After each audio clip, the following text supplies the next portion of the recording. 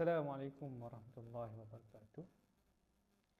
Hari ini saya akan menerangkan kitab Imam Al-Qurtubi, kitab tafsir yang mana mengenai ayat surah Al-Kahfi, bermula dengan ayat 82 hingga 83. Auzubillahi minasyaitonirrajim. Bismillahirrahmanirrahim.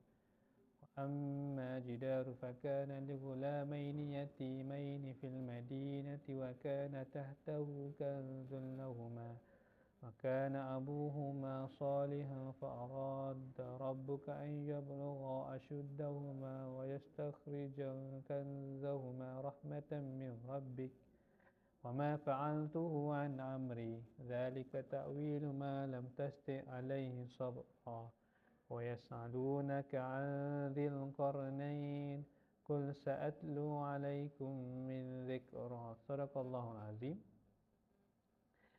Ayat ni menceritakan sesungguhnya Zulkarnain kami memberikan kekuasaan di bumi dan kami beri petunjuk kepadanya pada setiap urusan.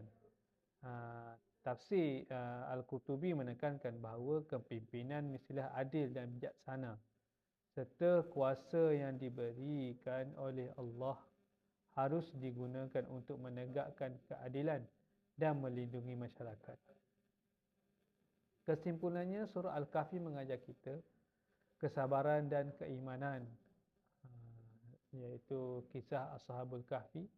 Dan yang kedua, kebijaksanaan dan kerendahan hati dalam menuntut ilmu, iaitu kisah Nabi Musa.